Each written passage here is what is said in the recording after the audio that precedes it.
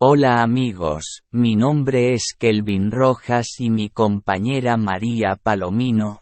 Somos estudiantes de la UNEXCA. Hoy hablaremos sobre la teoría de los grafos.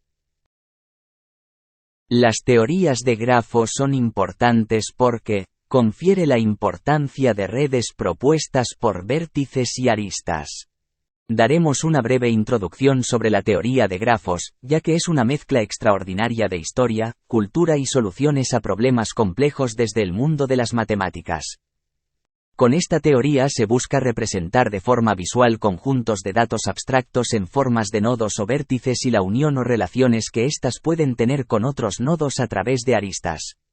Gracias a esta teoría se han podido lograr grandes avances en el análisis de amplios volúmenes de data. En la actualidad los grafos integran parte central de un número increíble de soluciones a problemas complejos. Son uno de los componentes fundamentales de la analítica social, relaciones entre personas y más recientemente se han utilizado sus propiedades para incrementar la eficiencia en la lucha contra el blanqueo de capitales y el fraude bancario. Para empezar a navegar en el mar de los grafos, conozcamos un poco sobre su historia. Los orígenes que fundamentan la teoría de grafos nacen con un estudio realizado por el matemático suizo Leonhard Euler en 1736. La investigación de Euler trataba de resolver el mítico problema de los puentes de Königsberg. Este problema consistía en obtener una ruta eficiente para cruzar todos los puentes de la ciudad, cruzándolos una sola vez. Las conclusiones de Euler demostraron su improbabilidad, pero fue el punto de partida a un número increíble de estudios. Entre los estudios más relevantes en la teoría de grafos se encuentran las investigaciones de Gustav Kirchhoff, la cual es la investigación del circuito de cálculo de voltaje, y Francis Guthrie con la presentación de la hipótesis de los 4 colores. Este problema plantea la posibilidad de llenar un mapa geográfico solo con 4 colores, de forma que países vecinos no compartan nunca un mismo color. El problema fue resuelto casi un siglo después por Kenneth Appel y Wolfgang Haken, donde plantearon conceptos fundamentales de los grafos.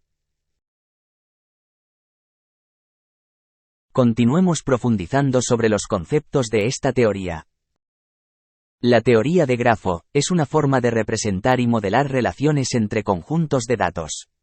Podemos usar esta teoría para modelar un número muy grande de problemas. Un grafo consiste de un conjunto V de vértices, o nodos, y de un conjunto E de arcos que conectan a esos vértices. Para entender este tema daremos un ejemplo. Imagínate que modelas una red que se interconecte entre sí, y a todas las personas que conoces y se conocen entre sí.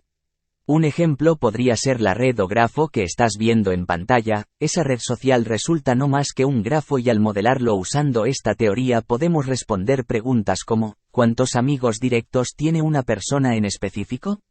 Con este ejemplo de cuántos amigos diferentes tiene María, puedo responder que tiene 3 amigos directos, que sería Víctor, Kelvin y José. Imagínate poder modelar las relaciones de tus seguidores de Instagram o de tus amigos en Facebook, y así, por ejemplo, poder ver qué interrelaciones existen entre ellos. Sin dudas hay un montón de información que podría desprenderse de ahí. Ahora que tienes una noción básica de qué son los grafos, comencemos a analizar las partes de un grafo. En primer lugar, hay que hablar de los vértices. Estos son esos círculos o nodos que podemos ver en los grafos. En ese caso el que se está señalando en pantalla es el que lleva mi nombre María. La otra parte esencial de un grafo son los arcos o arista y estos son simplemente las líneas que conectan uno o más vértices entre sí. Ahora que ya tienes una idea de las piezas de un grafo, podemos comenzar a hablar de los distintos tipos de grafos que existen en la práctica. Voy a tratar de resumirte los que más te poder llegar a encontrar.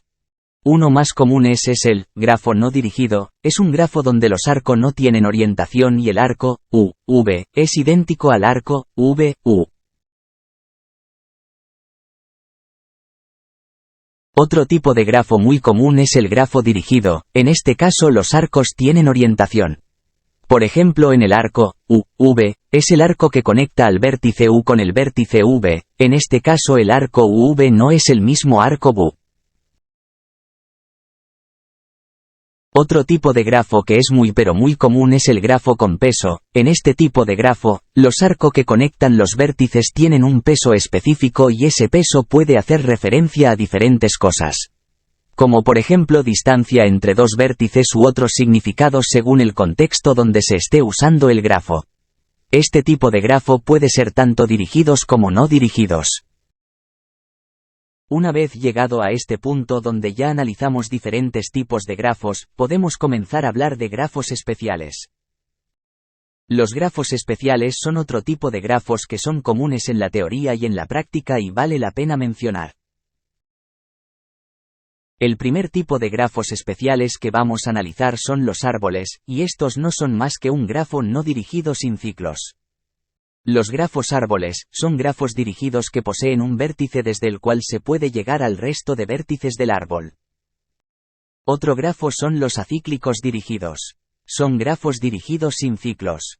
Este tipo de grafos es muy usado para el modelado de problemas.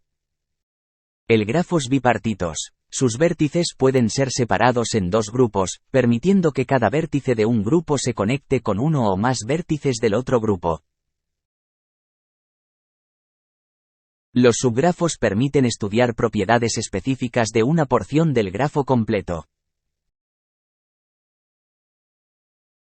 En relación con el traslado de un sitio a otro, los grafos permiten estudiar diferentes conceptos importantes: caminos, cadenas, ciclos. Un camino en un grafo es una secuencia de aristas que conecta una secuencia de vértices.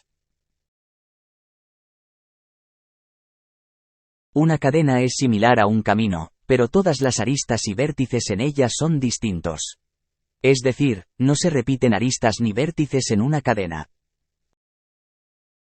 Un ciclo es un camino cerrado, es decir, un camino que comienza y termina en el mismo vértice.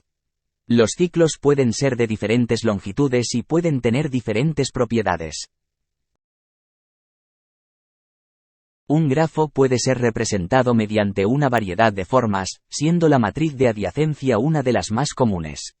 En una matriz de adyacencia, las filas y columnas representan los vértices del grafo, y cada entrada indica si existe una arista que conecta esos dos vértices.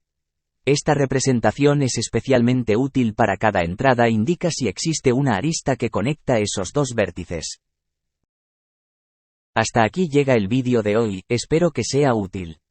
Y recuerda, en resumen, la teoría de grafos proporciona herramientas fundamentales para analizar y comprender problemas relacionados con las redes y el traslado de un sitio a otro.